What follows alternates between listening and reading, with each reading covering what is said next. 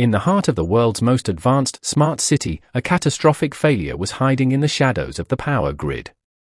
A high-voltage arc flasher was building inside the central transformer vault, a surge that would trigger a massive urban fire and trap 50,000 people in subterranean transit tunnels. The city's AI sensors were looking for smoke, but they couldn't see the plasma leak ionizing the air. They were blind to the pulse. But Jasper, a retired Greyhound with a racing heart, could see the electricity before it turned into fire. This is the story of the dog who outran the speed of light to save a city from total darkness. Title: The Neon Pulse, the Guardian of the Grid. Chapter 1: The Ionized Ghost. New-Kyoto was a triumph of the future, a smart city where every light, train, and elevator was controlled by a central AI known as the Pulse. It was a world of seamless glass, silent magnetic trains, and a life rhythm dictated by algorithms. To the 50,000 commuters moving through the subterranean transit tunnels every hour, the city was a perfect machine, a sanctuary of efficiency where human error had been engineered out of existence. They believed they were living in the safest era of human history, shielded by a billion-dollar web of digital fail-safes. But beneath the surface, the city's aging copper heart was struggling to keep up with the digital demand. Deep within the central transformer vault, a microscopic crack in a primary insulator had begun to leak ions into the surrounding air. This created a ghost arc, a cloud of invisible, superheated plasma that was slowly ionizing the atmosphere of the vault. It wasn't a fire yet, but a gathering of energy so dense that the air itself was becoming a conductor.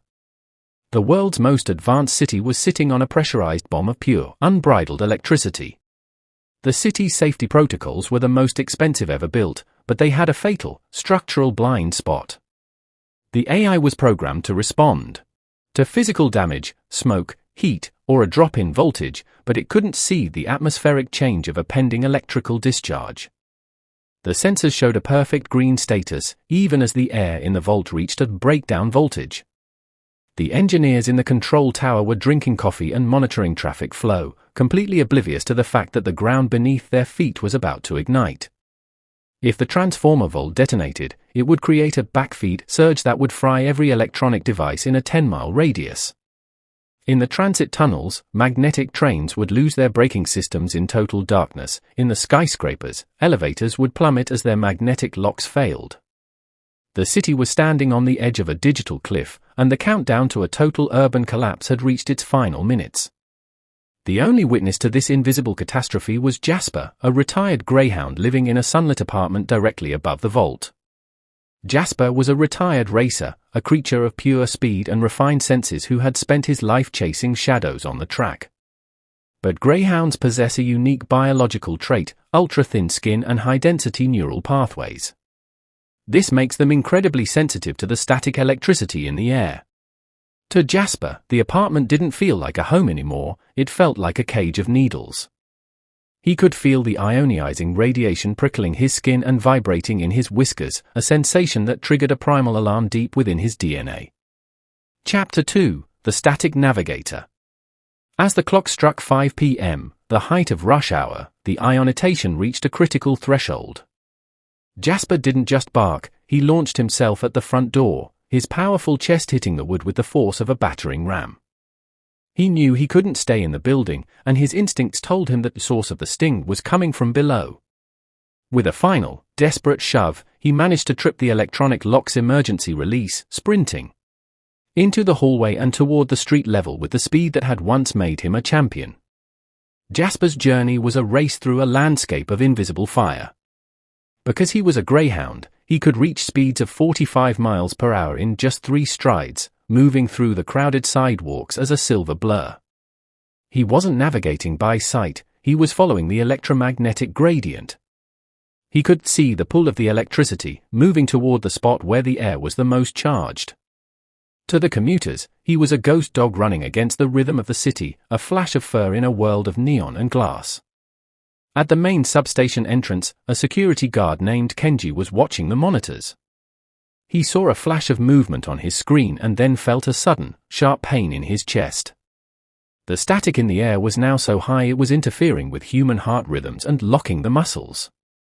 Kenji reached for the emergency alarm, but his hand wouldn't move. he was being paralyzed by the very energy that powered the city he guarded. He fell to his knees, his vision blurring as the air around him began to glow with a faint, ghostly blue light. Jasper burst into the substation, his paws sparking against the metal floor. He didn't avoid the danger, he dived into the heart of the blue zone. He saw Kenji collapsed on the floor and did something that no machine was programmed to do. He grabbed the heavy leather of Kenji's tool belt and began to drag the 180-pound man toward the Faraday cage, a reinforced, grounded room that was the only safe place in the vault. The dog's muscles, built for the track, strained under the weight as the air began to hum with a lethal frequency. The static was so intense now that Jasper's fur was literally standing on end, glowing with a crown of St. Elmo's fire. He was acting as a living lightning rod, absorbing the stray charges that would have caused a human's heart to stop instantly. He managed to push Kenji into the grounded room just as the first massive arc jumped from the transformer to the ceiling. The sound was like a thunderclap inside a drum, a white-hot spear of energy that melted the primary control panel and sent a shower of sparks into the dark. Chapter 3: The 60-Second Reset. In that moment of chaos, the city's AI tried to reboot, which would have fed even more energy into the failing transformer. Jasper saw that emergency shut-off bar, a heavy, non-conductive wooden handle that was the only way to kill the power manually. It was located 10 feet off the ground, a safety measure to prevent accidental contact. Jasper didn't hesitate.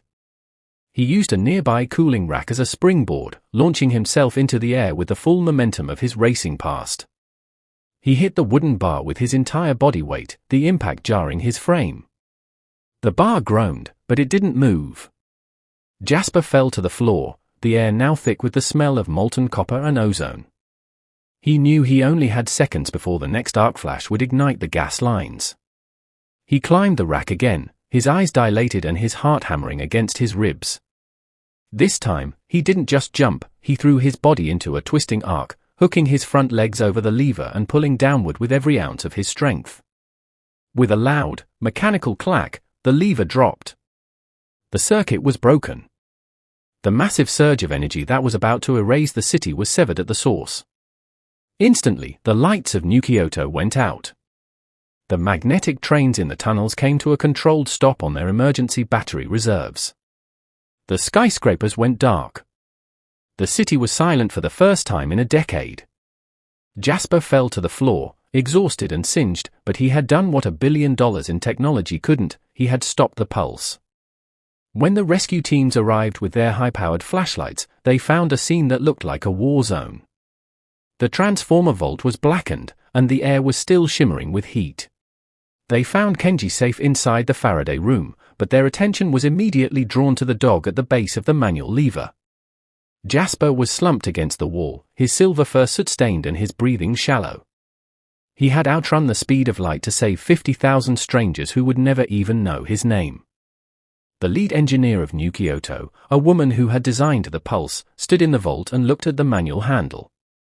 She saw the scratch marks on the wood and the silver fur caught in the hinge. The AI never even sent a warning, she whispered, her voice trembling. The machines were waiting for a fire, but the dog was waiting for the truth.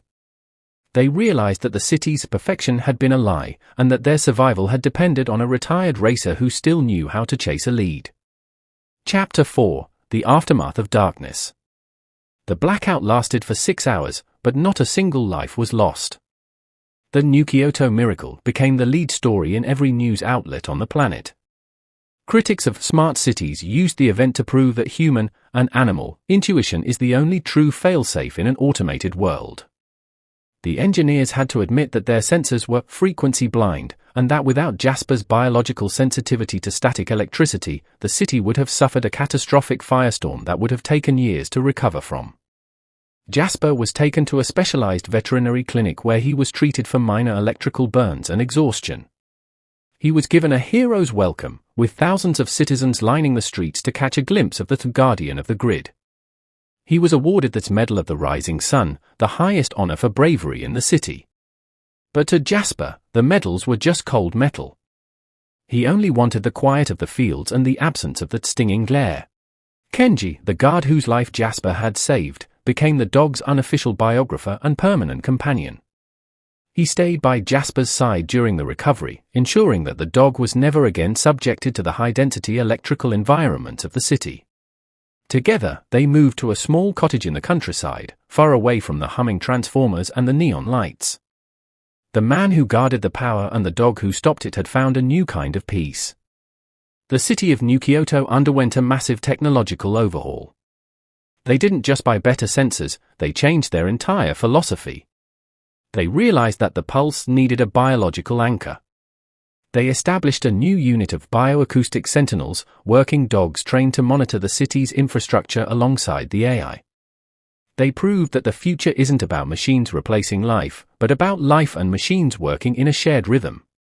Jasper's racing heart had become the heartbeat of a new kind of urban planning. His story was taught in engineering schools as a lesson in humility. "Never trust the screen more than the dog" became a common saying among the grid runners of New-Kyoto. They knew that behind every perfect system, there is a hidden flaw, and that sometimes, the only way to see the lightning is to feel it in your skin. Chapter 5: The Static Legend. Years passed, and New-Kyoto grew into a sprawling metropolis, but it never forgot the night the lights went out. A statue of Jasper was erected at the entrance of the main substation, showing a Greyhound in full stride, his body an arc of pure speed. Commuters often touched the statue's paw for good luck on their way to the trains, a silent tribute to the dog who kept the tunnels safe. Jasper had become more than a hero, he had become a legend, a symbol of the invisible guardian. In his retirement, Jasper lived a life of quiet luxury. He spent his mornings running through open meadows, his silver fur catching the sunlight instead of the static. He was no longer chasing an electric rabbit, he was chasing the wind, the way nature intended. His speed had saved a city, but his peace was his true reward. He had transitioned from a racer to a protector, and finally, to a teacher. Kenji noticed that Jasper had a peculiar habit in his old age. Whenever a thunderstorm was brewing, Jasper would stand on the porch and let out a low, rhythmic woof, warning the household of the coming charge.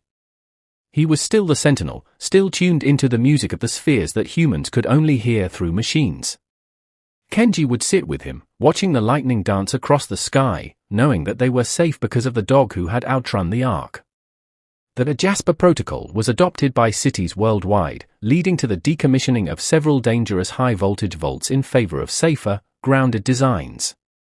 The world was becoming a little less smart and a lot more wise.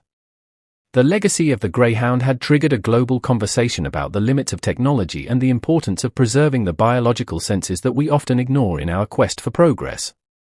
As Jasper reached his final years, his story was turned into a documentary that was broadcast in every school in Japan. It reminded the next generation that technology is a tool, but a soul is a guardian. It taught them that the most important pulse in a city isn't the one that flows through the wires, but the one that beats in the hearts of the creatures who share our world. Jasper's life was a testament to the power of the underdog. Chapter 6: The Final Arc. On a quiet evening, with a soft rain falling over the countryside, Jasper took his final breath. He died peacefully in his sleep, his head resting on Kenji's lap. There were no alarms, no sparks, and no surges. Just the steady, quiet end of a champion's journey. The news of his passing was sent through the very grid he had saved, a final neon pulse that reached every screen in New-Kyoto. The city held a moment of total silence. For 60 seconds, the lights of New-Kyoto were dimmed, and the transit trains stopped in their tracks. It was a controlled blackout, a final salute to the dog who had once made the darkness a place of safety. Thousands of people gathered at the substation statue, leaving silver ribbons and small, unlit candles. The guardian of the grid was gone, but his frequency would never fade. Kenji buried Jasper beneath a large willow tree on the ranch, its branches acting as a natural Faraday cage against the sky. He placed Jasper's old racing silks on the grave, a splash of color against the green grass. He knew that Jasper wasn't just a dog, he was a reminder that we are all connected by an invisible thread of energy, and that sometimes, it takes a leap of faith to keep that thread from snapping. Today, New-Kyoto is the most resilient city on Earth. It has the best AI, the fastest trains, and the most secure power grid. But if you visit the control tower, you won't just see screens. You'll see a team of handlers and their dogs, watching the air and listening to the hum of the world. They know that the pulse is strong, but they also know that it is fragile. And they know that somewhere in the shadows, a silver ghost is still running, making sure the lights stay on. The story of Jasper remains the ultimate thriller of the digital age. It is a story of speed, static, and a soul that outpaced the lightning. As the neon lights of the city flicker to life every evening, they do so in his honor. The guardian of the grid proved that even in a world of machines, the fastest way to save the future is to trust the ancient, racing heart of a friend. A billion-dollar AI was blind, but a retired racer saw the lightning. Jasper outran a disaster that would have erased a city. If you believe that some heroes don't need a cape, they just need for pause, then hit that like button and subscribe right now. The question of the day: does your pet act weird around technology? Do they stare at the TV or bark at the microwave? Tell me your digital pet stories in the comments. I read every single one. Don't let Jasper's speed be forgotten. Click the notification bell and I'll see you in the next epic survival story.